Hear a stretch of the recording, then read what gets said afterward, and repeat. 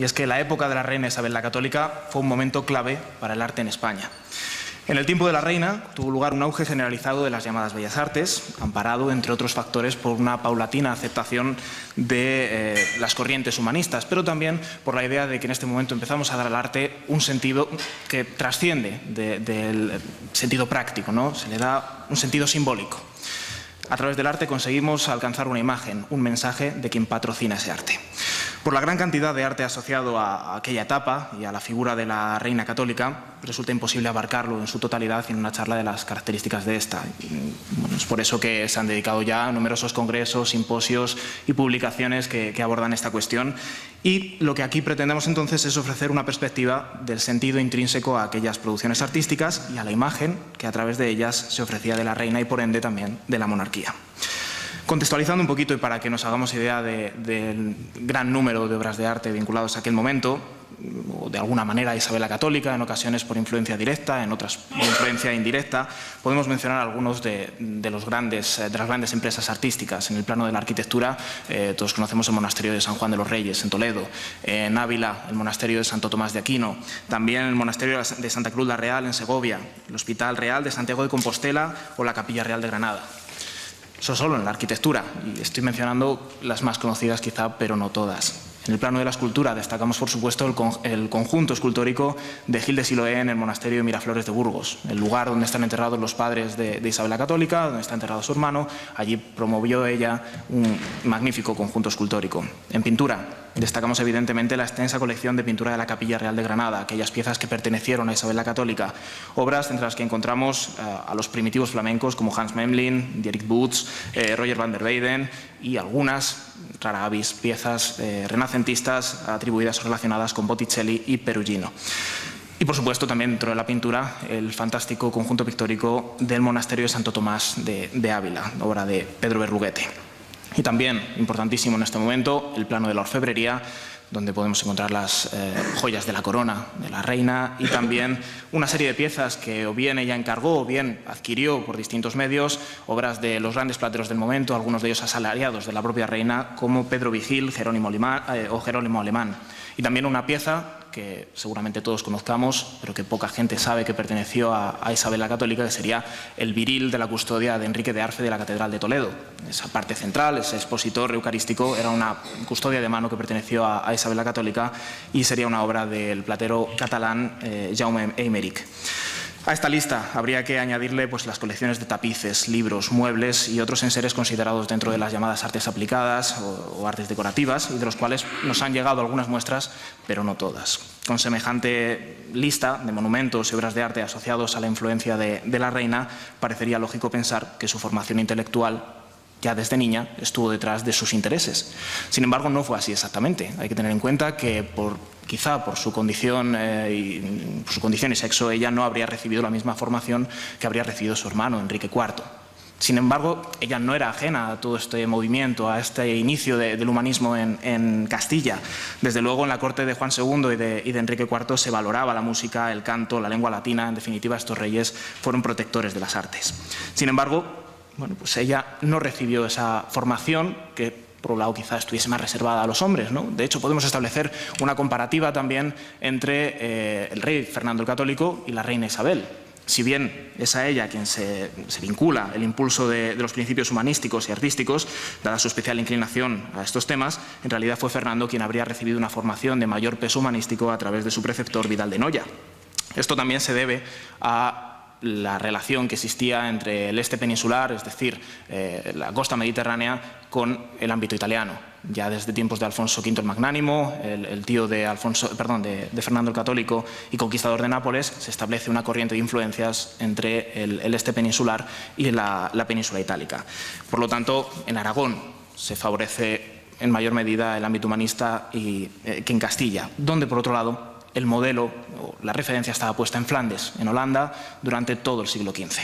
De hecho, la influencia artística llegó a Castilla, procedente del norte de Europa, en la arquitectura a través de figuras como Juan de Colonia o Simón de Colonia, su hijo, que trabajan en la Catedral de Burgos. También de Anequín de Bruselas o de Gas Cueman, dos hermanos que trabajan en la Catedral de Toledo. Eso en la arquitectura. En la escultura ya hemos mencionado a Gil de Siloé. Y en la pintura, por supuesto, el gran Jan van Eyck, el gran pintor de Brujas, que estuvo en Castilla, que fue recibido por Juan II y de quien conocemos, bueno, quizá no suya directamente, pero sí de su taller, esta magnífica pieza, esta fuente de gracia, el triunfo de la Iglesia sobre la sinagoga. Una pieza que, si bien no podemos vincular directamente con Juan II, sí lo podemos hacer con Enrique IV, ya que esta pintura, hoy en el Museo Nacional del Prado, fue donada por Enrique IV al monasterio del Parral, en Segovia. Por lo tanto, conocían bien la pintura flamenca en la corte de Enrique IV.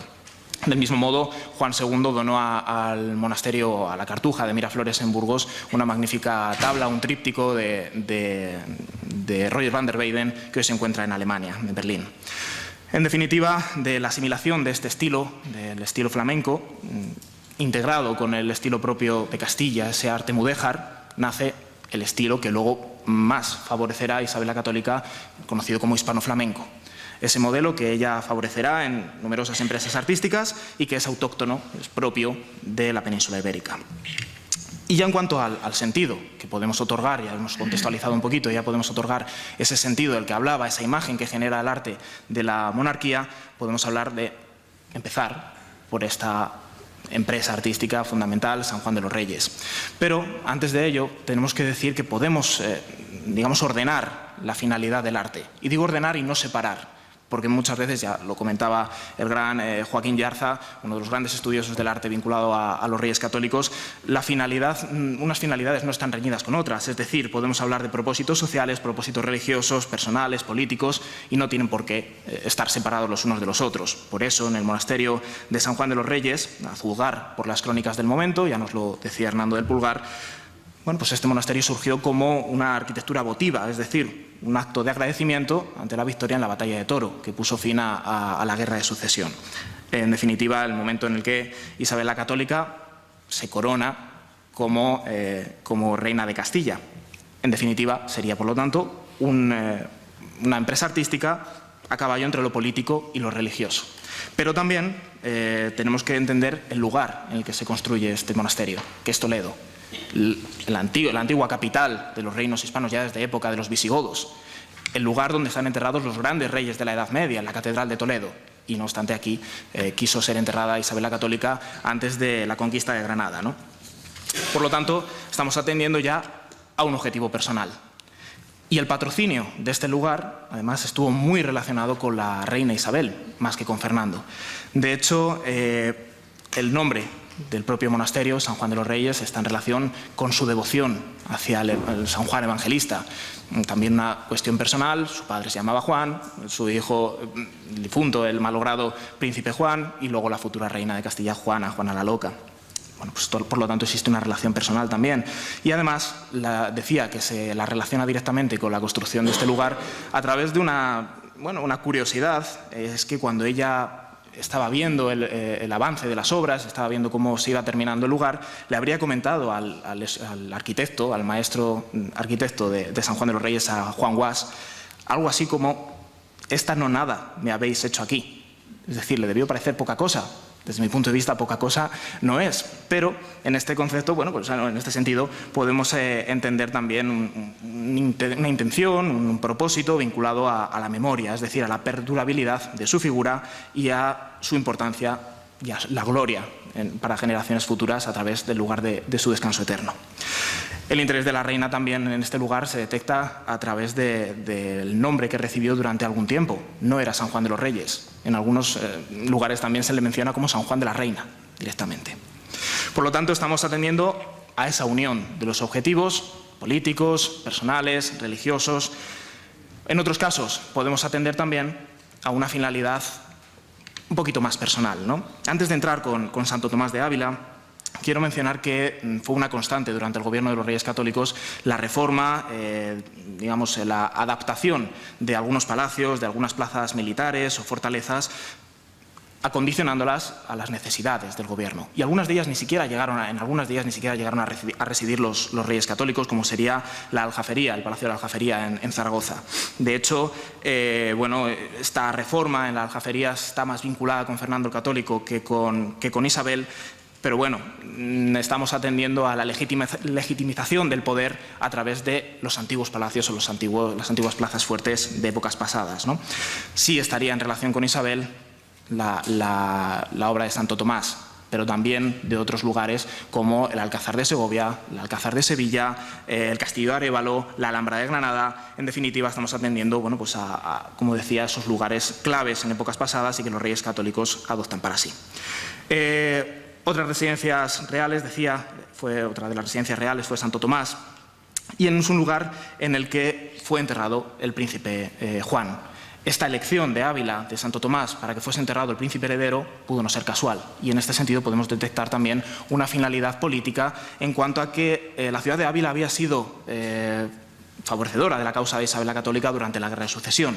Por lo tanto, quizá estamos atendiendo a esa idea de agradecer de alguna forma el papel de la ciudad de Ávila a través del lugar de enterramiento de su hijo. Del mismo modo, en Santo Tomás también podríamos hablar, simplemente mencionarlo, aquí estamos viendo el lugar, el sepulcro del príncipe Juan, una obra posterior a la reina Isabel, una obra de Domenico Fancelli, 1510, 1512 aproximadamente, pero que ella misma dejó encargado en su testamento.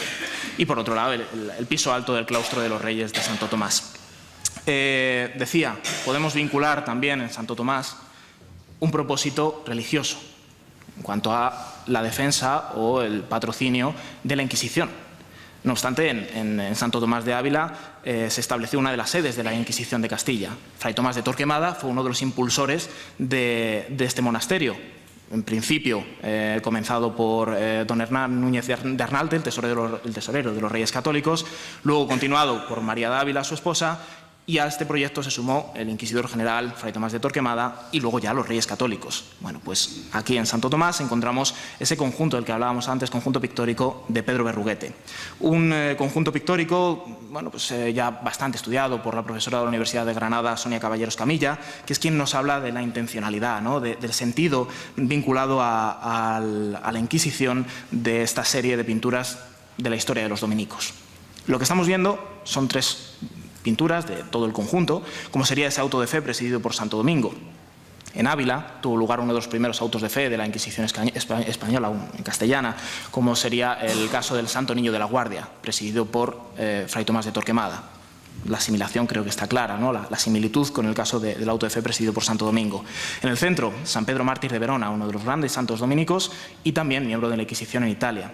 Y a la derecha, Santo Domingo contra los albigenses. ¿No? También la Inquisición surge en Europa para, poner fin a esas herejías albigenses y cátaras. Por lo tanto, la relación está más que clara. Y también esta pintura, que tendríamos que comentar, porque a fin de cuentas es el cartel que ilustra esta jornada, esta imagen de la Virgen de los Reyes Católicos, también procedente del monasterio de Santo Tomás de Ávila, estaría situada en el cuarto real del monasterio.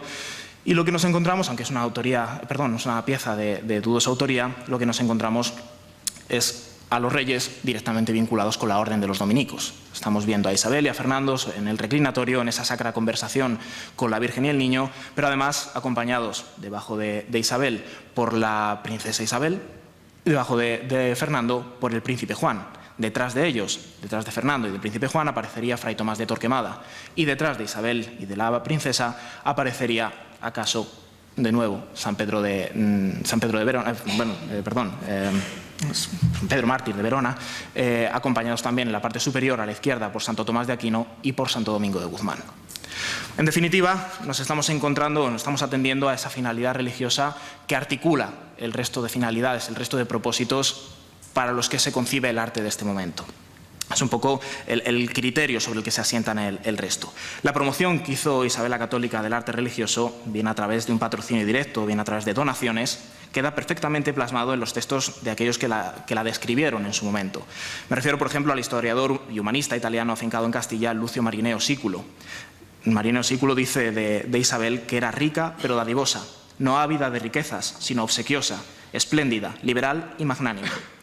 En la misma línea la describió el médico y viajero alemán Jerónimo Münzer, quien ya incorporaba esa referencia a las fundaciones y al patrocinio de los monasterios. Decía: extremosa en el culto divino, hace increíbles dispendios en ornamentos para las iglesias, siente veneración por los religiosos de la observancia y les funda monasterios. Y también aporta su idea al respecto el cronista de los Reyes Católicos, Hernando del Pulgar, que la describía de la siguiente forma: era muy católica y devota, hacía limosnas secretas en lugares debidos, honraba las casas de oración, visitaba con voluntad los monasterios y casas de religión, aquellas do conocía que guardaba vida honesta, e dotábalas magníficamente. En este sentido debemos atender al especial interés de la reina Isabel en la reforma de la Iglesia Católica.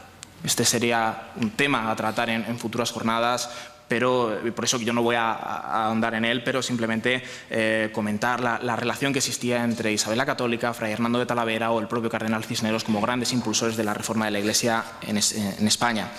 Pero sí que quiero, aunque no vaya a tratarlo en profundidad, sí que quiero mencionar una cuestión.